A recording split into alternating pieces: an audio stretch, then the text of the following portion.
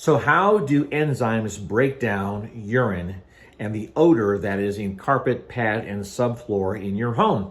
I am Greg with Allen Rapid Dry. Thank you for checking us out. First of all, cat urine, dog urine, different.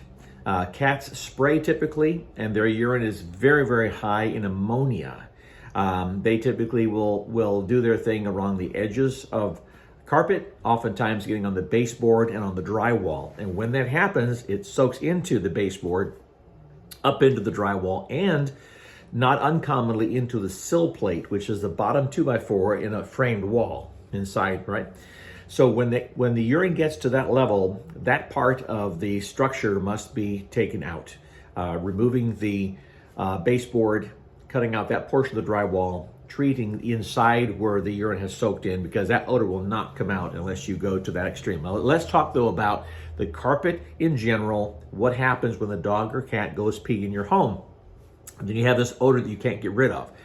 First of all, whenever you see a urine spot on the carpet, it may be this big. By the time it goes down into the pad and the subfloor, it is double or sometimes triple in size, okay?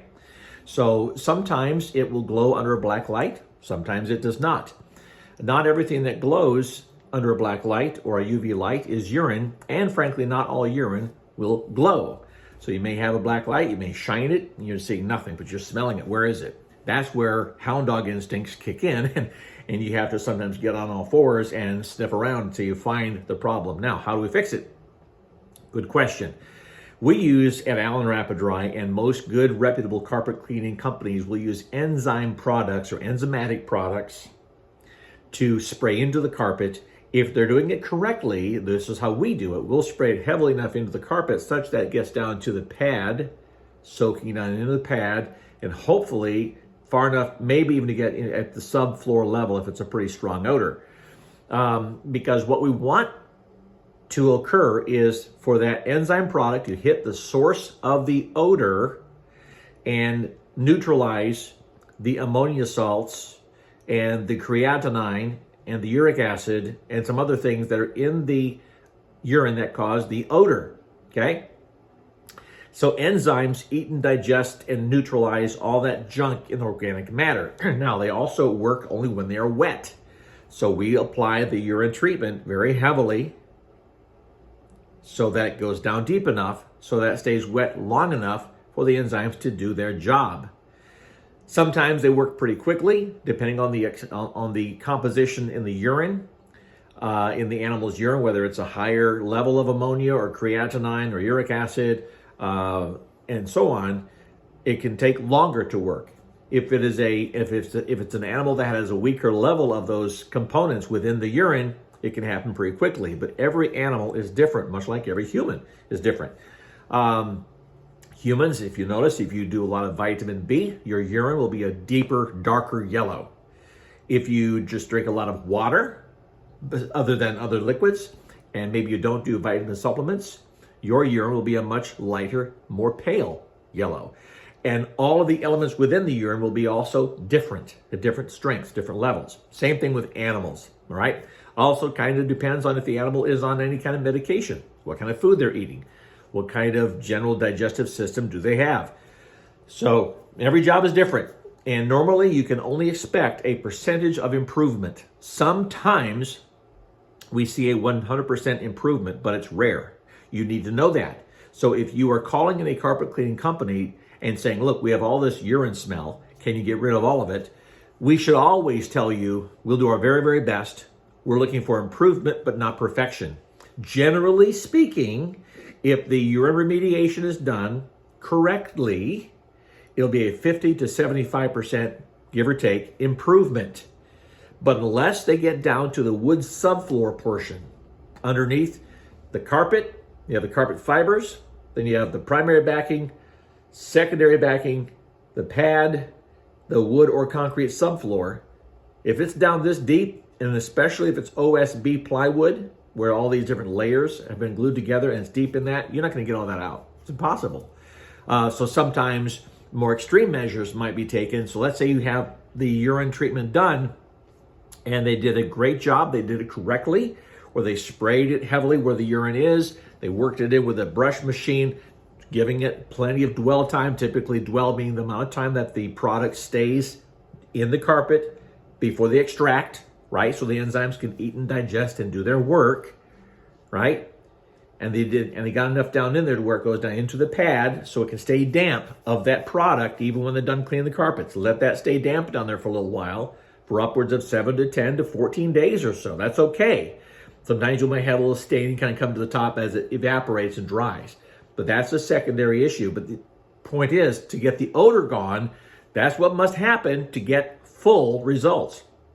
If it went that deep deeply into that subfloor, you're not going to get that out. So in those cases, sometimes that carpet must be pulled back, maybe replaced, pad replaced. But if not, maybe the carpet and pad are just fine, but boy, that stinky subfloor.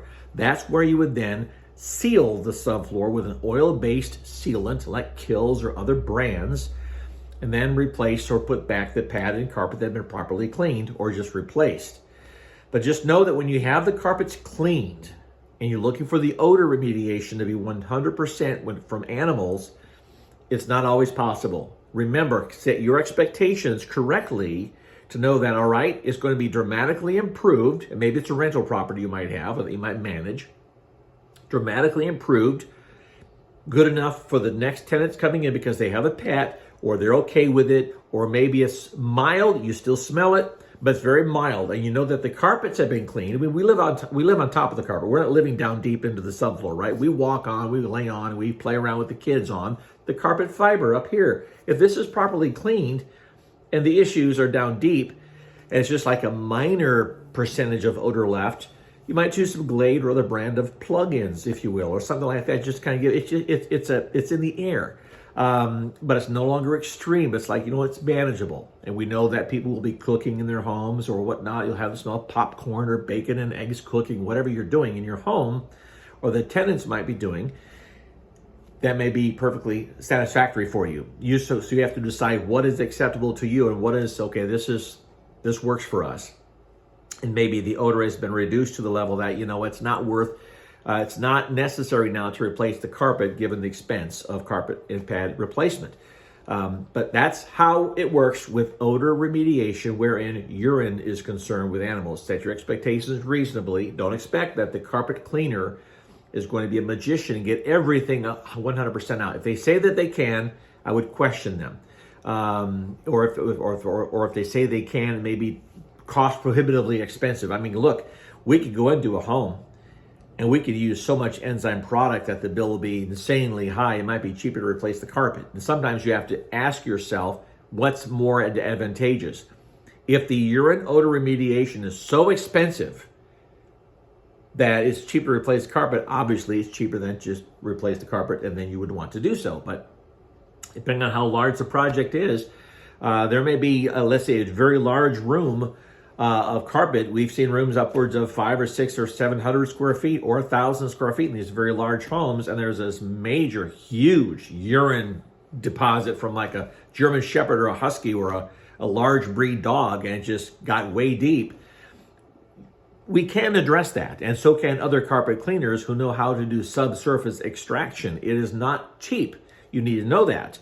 But certainly if it's a type of carpet that you just can't find its match at the local carpet store, and it's in the middle of the room, well, do what's necessary to get that gone from the middle of the room, right? You can't just replace a circle of carpet or a square of carpet without it being obvious.